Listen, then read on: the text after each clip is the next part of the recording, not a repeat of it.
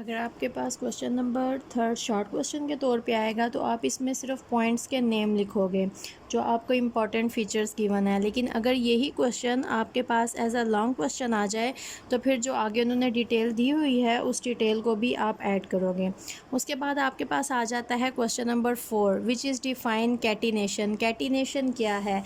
Actually जो catenation है that is self linkage property. अब सेल्फ लिंकेज प्रॉपर्टी क्या होती है? अगर आप पूरे पीरियोडिक टेबल के एलिमेंट्स को देखो तो जितने भी एलिमेंट्स हैं ये अपने ऑक्टेट को कंप्लीट करने के लिए एक दूसरे के साथ बॉन्ड बनाते हैं, लेकिन ये सारे के सारे एलिमेंट्स अपने खुद के साथ बॉन्ड नहीं बनाते। फॉर एग्जांपल अगर आप किसी भी एलिमेंट को लेते हो तो हाइड्रोजन के साथ बॉन्ड बना के H2 मॉलिक्यूल की फॉर्म में तो एग्जिस्ट करती है, लेकिन हाइड्रोजन के साथ मिल के लॉन्ग चेन्स नहीं बनाती।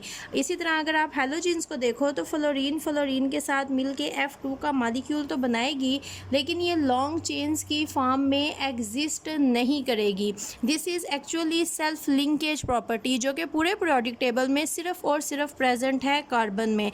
ये कार्बन की प्रॉपर्टी है कि कार्बन के साथ मिलके लॉन्ग चेन्स बनाती है, और जितनी हमारी ऑर्गेनिक केमिस्ट्री है ये सारी ऑर्गेनिक केमिस्ट्री में कार्बन की लॉन्ग चेन्स ही स्केलेटन के तौर पे एक्ट करती हैं। पीरियोडिक टेबल में कार्बन के अलावा सिलिकॉन है जो कि लॉन्ग चेन बना सकता है, लेकिन सिलिकॉन के साथ मिलके लॉन्ग चेन नहीं बनाता, बल्कि सिलिकॉन ऑक्सीजन के साथ मिलके लॉन्ग चेन बनाता है। तो पूरे पीरियोडिक टेबल में या फिर सारे एलिमेंट्स जो हमारे यूनिवर्स में प्रेजेंट हैं उसमें सिर्फ ये कार्बन की ही प्रॉपर्टी है कि कार्बन के साथ मिलके लॉन्ग चेन्स बनाती हैं। ये कार्बन की सेल्फ लिंकेज प्रॉपर्टी है जिसको कहा जाता है कैटिनेशन। और ये है आपका 4th शॉर्ट क्वेश्चन, जिसका आंसर आपके पास अगर आप बुक में से देखो तो ये आपके पास आता है इन पिक्यूलर नेचर ऑफ कार्बन, जो उन्होंने आपको बताया है this self linkage property of carbon is called catenation. ऊपर उन्होंने सारा बताया है और इसका आंसर आपके पास यहाँ से लेकर यहाँ तक आएगा। अगर आप पूरा पैराग्राफ भी शॉर्ट क्वेश्चन में ऐड करना चाहते हो तो आप पूरा पैराग्राफ ऐड कर सकते हो। This is catenation, self linkage property of carbon. एक दूसरे के साथ कार्बन अटैच होकर लॉन्ग चेन्स की फॉर्म में एग्जिस्ट करती हैं। Now next question is question number 5 which is define isomerism. Iso का मतलब हमारे पास होता है सेम। अब हमने लास्ट क्वेश्चन जब हमने प्रॉपर्टीज़ को डिस्कस किया था, फीचर्स को डिस्कस किया था, तो वहाँ पर हमने आइसोमरिज्म को डिस्कस किया था, जिसमें हमने कहा था कि ऑर्गेनिक कंपाउंड्स की ये प्रॉपर्टी है कि डिफरेंट कंपाउंड्स होते हैं जिनके मॉलिक्यूलर फार्मूला सेम होते हैं, लेकिन अगर हम उनको स्ट्रक्चरली ड्रा करते हैं तो उनके स्ट्रक्चर्स हमारे पास डिफरेंट आते हैं। जिसमें हमने एग्जाम्पल ली थी C6H12O6 की, जो कि हमारे पास ग्लूकोज और फ्रुक्टोज दोनों आते हैं। ये दोनों ही 6 कार्बन है, लेकिन जब हम इनको ड्रा करते हैं तो एक हमारे पास आता है 6 कार्बन कॉर्नर, जो कि हमारे पास इस तरह से एग्जिस्ट करेगा, या फिर आप इसको इस तरह से भी ड्रा कर सकते हो। या आपके पास आता है 6 कार्नर, C6H12O6 ग्लूकोज, और फ्रुक्टोज जो कि C6H12O6 ही है, लेकिन जब इसको ड्रा करेंगे तो ये हमारे पास 5 कार्नर, जबकि ये हमारे पास आता है 6 corner. This is known as isomerism. और अगर आपको इसका आंसर लिखना है तो इसका आंसर आपके पास यहाँ से लेकर यहाँ तक आएगा। दिस इज़ थ्योरी, और आपने एग्जाम्पल ऐड करनी है, जो कि एक एग्जाम्पल आप ऐड कर सकते हो C6H12O6 की। ये आपके पास आ जाता है ग्लूकोज और ये आपके पास आ जाता है फ्रुक्टोज। ये आपके पास आ गया आपका क्वेश्चन नंबर 5। नेक्स्ट आपके पास क्वेश्चन आता है name some sources of organic compounds. Organic compounds को हासिल करने के लिए जो हमारे पास सोर्सेज हैं बहुत ज़्यादा, जो ऑर्गेनिक कंपाउंड जिनसे एक्सट्रैक्ट किया जाता है, टोटल हमारे पास 3 सोर्सेज आते हैं। और आपकी बुक में भी यहाँ पर इन्होंने 3 सोर्सेज ही गिवन है, जिसमें पहला सोर्स आपके पास आता है कोल, सेकंड जो सोर्स है वो आपके पास आता है नेचुरल गैस, और थर्ड आपके पास आता है पेट्रोलियम। ये 3 सोर्सेज हैं नेचुरली जिनसे ऑर्गेनिक कंपाउंड जो हम सारे यूज़ करते हैं एक्सट्रैक्ट किए जाते हैं। उसके बाद नेक्स्ट आपके पास आ जाता है draw flowsheet diagram for the कोल। कोल हमारे पास बनती किस तरह से है, किस तरह से ली जाती है, इसके लिए एक फ्लोशीट डायग्राम आपकी बुक में गिवन है जिसको हम थोड़ा सा डिस्कस करेंगे। और ये फ्लोशीट डायग्राम आपके पास ये है। पहले हमारे पास वुड होती है, वुड से हमारे पास बनता है पीट, पीट से हमारे पास बनता है लिग्नाइट, लिग्नाइट से हमारे पास बनता है ब्यूटिमिनस कोल। उसके बाद हमारे पास आता है एंथ्रासाइट और फाइनली हमारे पास आ जाती है कोल। अब ये परसेंटेज मैंने साथ साथ लिखी है कि इनमें कार्बन की परसेंटेज हमारे पास कितनी है। सबसे पहले हमारे पास होता क्या है, बहुत साल पहले जब अर्थ में बहुत ज़्यादा चेंजेस आते हैं, अब जो बड़े बड़े से ट्रीज़ हैं, जब अर्थ क्रस्ट में चेंजेस आते हैं और हमारे पास जितने बड़े बड़े से ट्रीज़ हैं या वुडी मटेरियल्स हैं वो सारे टूट के गिर जाते हैं ज़मीन पे। और उसके बाद time by time different layers उसके ऊपर क्रस्ट हमारे पास बननी शुरू हो जाती हैं और ये जो वुड है, वुडी मटेरियल्स हैं, ये सारे बरीड होना शुरू हो जाते हैं। अब फर्स्ट उन्होंने लिखा है would that is dead plants and trees, जो अपनी जड़ों से टूट जाते हैं और ज़मीन पे गिर जाते हैं। फिर जब अर्थ की उसके ऊपर with the passage of time after a long 100 of years हमारे पास अर्थ की लेयर्स बननी शुरू हो जाती हैं। फिर and they are now in the bottom of the earth and there temperature is too much high. वहाँ पर बैक्टीरियाज हैं, वहाँ पर केमिकल रिएक्शंस होते हैं। हाई टेम्परेचर की वजह से एक्चुअली डिकम्पोजिशन स्टार्ट हो जाती है वहाँ पर वुड की। और सबसे पहले हमारे पास जो बनता है डैट इज़ पीट, जिसमें कार्बन कंटेंट हमारे पास होता है 60%। और अगर हम पीट की बात करें, व्हाट इज़ पीट, एक्चुअली जो हमारे पास पीट होता है it is a brownish material. सबसे पहले हमारे पास पीट बनता है और ये जो पीट है that is brownish in colour. Brownish colour होने के साथ साथ ये हमारे पास समवट सॉलिड होता है इन अपीयरेंस। उसके बाद जो पीट है उसके ऊपर हाई टेम्परेचर, जैसे जैसे टाइम गुजरता जाता है अर्थ की लेयर्स ऊपर इंक्रीज़ होती जाती हैं तो वुडी मटेरियल बहुत ज़्यादा बॉटम में जाना शुरू हो जाते हैं।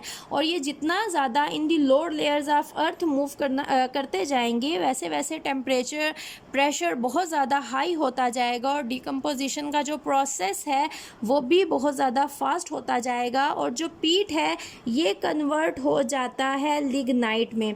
लिग्नाइट में हमारे पास प्रेजेंट होती है ऑलमोस्ट 76% कार्बन और 76% कार्बन के अलावा दूसरे एलिमेंट्स हमारे पास प्रेजेंट होते हैं यहाँ पर।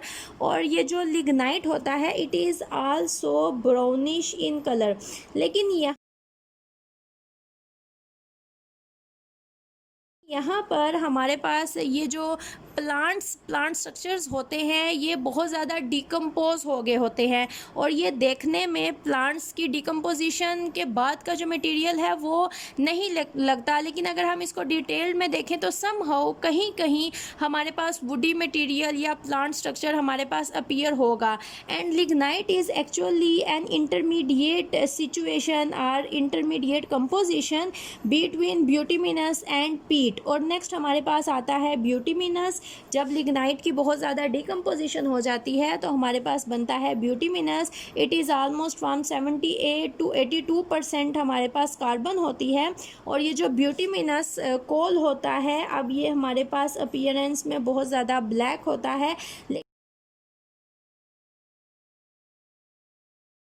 लेकिन still it is solid in appearance. ये हमारे पास सॉलिड होता है, ब्लैक कलर का, टोटली डिकम्पोज होता है। और अगर हम इसको देखें तो हमें यहाँ पर वुडी स्ट्रक्चर, प्लांट स्ट्रक्चर बिल्कुल भी देखने में नहीं मिलेगा। और नेक्स्ट हमारे पास आता है एंथ्रासाइट डैट इज़ 98% कार्बन। और एंथ्रासाइट टोटली हमारे पास ब्लैक होता है देखने में, प्लांट स्ट्रक्चर बिल्कुल भी प्रेजेंट नहीं होता, डिकम्पोजिशन होती है यहाँ पर। अब एंथ्रासाइट में 98% कार्बन है और इसकी फाइनल डिकम्पोजिशन से 100% कार्बन कोल हमें मिल जाती है जो कि ऑलमोस्ट बहुत ज़्यादा ना लिक्विड है ना ही सॉलिड है, स्टिकी लिक्विड की फॉर्म में हमारे पास एग्जिस्ट करती है।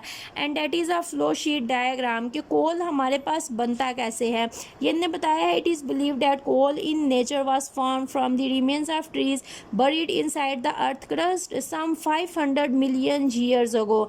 ये पैराग्राफ लिखोगे और उसके बाद ये जो फ्लो शीट डायग्राम है, इस फ्लो शीट डायग्राम को आप यहाँ पर ड्रा करोगे। And this will be answer of your question number 7, that was draw flow sheet diagram of coal. अब आपके पास क्वेश्चन नंबर 8 आ जाता है, जहाँ पर छोटी छोटी सी डेफिनेशन है, that is define following terms, जिसमें आपके पास है कोक, कोल गैस, कोल तार, natural gas and crude oil. ये छोटी छोटी सी डेफिनेशंस आपने लिखनी है। What is Coke? कोक आपके पास क्या होती है? That is not coke to drink, this is coke. जिसको आप पूरा लिखना चाहो तो आप इसको कोक फ्यूल कह सकते हो। ये आपके पास क्या होता है? जब हमारे पास ये कोल बनता है तो फिर हम क्या करते हैं, कोल जो प्योर कार्बन हमें मिलता है, डेट इज स्टिकी लिक्विड, इसकी ब्रेक डाउन की जाती है, फ्रैक्शनल डिस्टिलेशन जिसको कहते हैं, destructive distillation, in the absence और in the presence of oxygen, इसको ब्रेक किया जाता है और ब्रेक करके इससे कोक, कोल गैस, कोल तार, ये डिफरेंट फॉर्म्स ऑफ फ्यूल और हैं जिनको लिया जाता है। अब सबसे पहले हमारे पास कोक क्या होता है, जब हम कोल की ब्रेक डाउन करते हैं तो ब्रेक डाउन करने के बाद हमारे पास सॉलिड बट पोरस मटेरियल बनता है, जिसको हम कोक कहते हैं। इसमें कार्बन कंटेंट हमारे पास बहुत ही ज़्यादा हाई होता है। उसके बाद हमारे पास आता है कोल तार। जब हम कोल की ब्रेक डाउन करते हैं तो हमारे पास कोल तार बनता है। Actually this is a by product, बहुत ज़्यादा स्टिकी ब्लैक लिक्विड होता है। हमारे यहाँ पर अगर आप रोड्स की कंस्ट्रक्शन में देखो तो रोड्स की कंस्ट्रक्शन में ब्लैक बहुत ज़्यादा स्टिकी मटेरियल है जो यूज़ किया जाता है फॉर बाइंडिंग पर्पसेस आल्सो। ये बहुत ज़्यादा स्टिफनेस, हार्डनेस देता है उसको, वहाँ पर इसको यूज़ किया जाता है in our very common language, जिसको लुक कहा जाता है, डेट इज़ एक्चुअली कोल तार।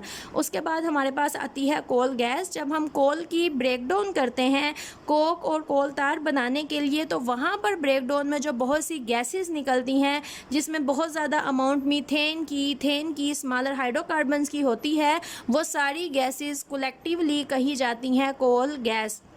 इसको भी फ्यूल के तौर पे यूज़ किया जाता है। किसी भी जगह पर अगर आपको टेम्परेचर देना है, बर्निंग करनी है, तो ये कोल गैसेस को यूज़ किया जाता है डायरेक्टली।